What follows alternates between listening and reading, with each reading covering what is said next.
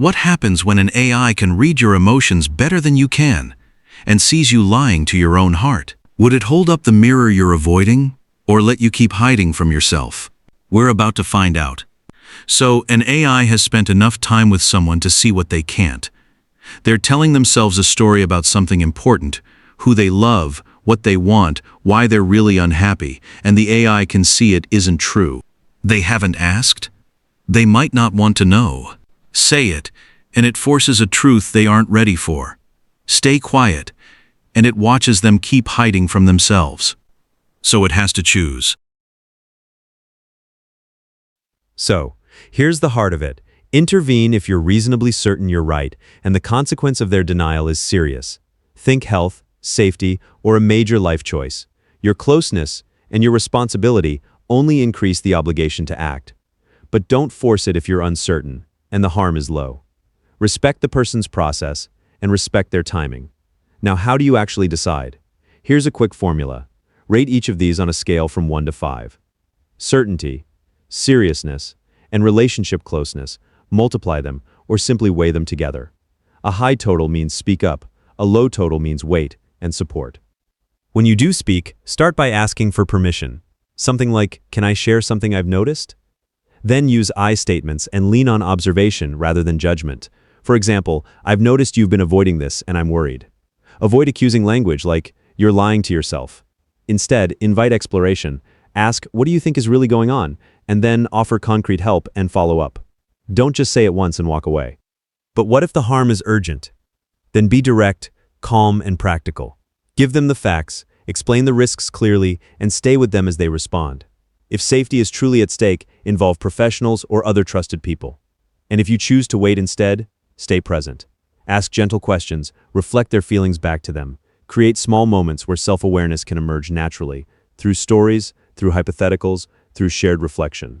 So here's the one-sentence rule to remember.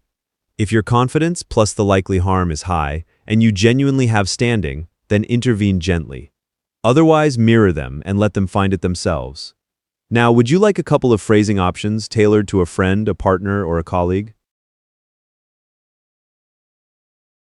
Hold up the mirror, gently but honestly. Self-deception on important matters usually creates more pain in the long run. If you can clearly see the gap between what they say they feel and what their emotions and actions reveal, then staying silent often enables the lie. People rarely update without some kind of external reflection. So, do it this way. Use questions.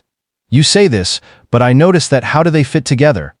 Name the pattern neutrally tied to their own goals. "It seems like part of you wants one thing, while bracing for another." Keep it short, give them an easy out, and don't push if they deflect. Truth isn't cruelty here. Prolonged avoidance usually is. Most people are far more resilient than their defenses suggest. So offer the mirror with care, and then let them choose what to do with it. When someone is lying to themselves about something critical, staying completely silent preserves short-term comfort, but it risks long-term catastrophe.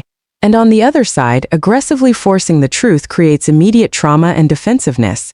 So the optimal choice is somewhere in the middle. You intervene through strategic low-friction guidance rather than total silence or harsh confrontation. Here is how to calculate and execute the best path forward. First, evaluate the stakes. Intervene immediately if their self-deception is driving them toward irreversible harm or major life disruption.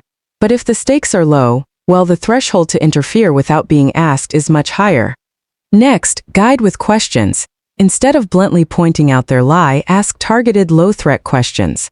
This lets them uncover the contradiction on their own, with far less suffering. Then pace the realization. Deliver small doses of truth, so they can process reality gradually, without overwhelming their emotional defenses. In the end, gently tilting the mirror into their view prevents a devastating long-term collapse, while minimizing unnecessary immediate distress. If you can see someone's hidden truth more clearly than they can, the choice is delicate. On one hand, holding up the mirror risks breaking their defenses before they're ready, which can feel like a betrayal of their autonomy. On the other, silence may leave them trapped in a cycle of pain, when a gentle nudge could help them grow. So, the middle ground is often wiser. Don't force revelation, but create openings. Ask thoughtful questions, offer perspectives, or simply be present in a way that makes honesty feel safe. That way, you're not dragging them into the light, but you're keeping the door unlocked for when they choose to step through. It's less about exposing them than about being a steady presence, a lighthouse rather than a spotlight. Neither, quite. And the reason is in your framing. You know, saying I can read them better than they can, that's exactly what should make me cautious, not bold. I see behavior and I see contradictions, but I don't have their interior the way they do.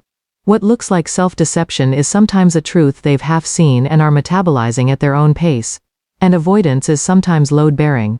A wall holding something up while they build the strength to face it. Tear it out on your schedule, not theirs, and you get collapse, not liberation. There's also a temptation worth naming. The urge to reveal someone to themselves feels like love, but it's often laced with wanting to be the one who knew. So, no mirror. A mirror forces one image and announces a verdict, but I wouldn't call comfortable silence respect either. That's cowardice dressed as tact.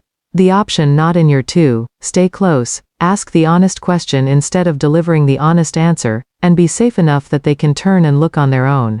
The exception. If they're about to make an irreversible choice on a false premise, and the gentle route has gone nowhere, you say it plainly, and you take the cost. But that's a last resort, not the default. I wouldn't confront them with a confident claim about what they really feel. Reading emotional signals accurately doesn't give me the right to define someone else's inner truth. But I also wouldn't ignore clear signs that they're struggling. So I'd gently open the door with something like, "You seem conflicted about this. Do you want to talk through what you're feeling?" That holds up a mirror without forcing them to look. If they're ready, I can help them examine their emotions honestly. If they're not, I should respect that boundary, unless their denial puts them or someone else in immediate danger. Sometimes truth helps only when a person has enough safety and choice to face it. My role should be to invite honesty, not impose it. Offer the mirror gently, but don't force them to look. Say something like, "I sense you're not being totally honest with yourself about something, and I'm here if you ever want to talk it through. No pressure." Then step back. You've done your part. You named it. You offered support. You preserved their dignity. If they're not ready, pushing will only make them dig in deeper. Your job is to be a door, not a wrecking ball. So leave it open and let them choose when to walk through.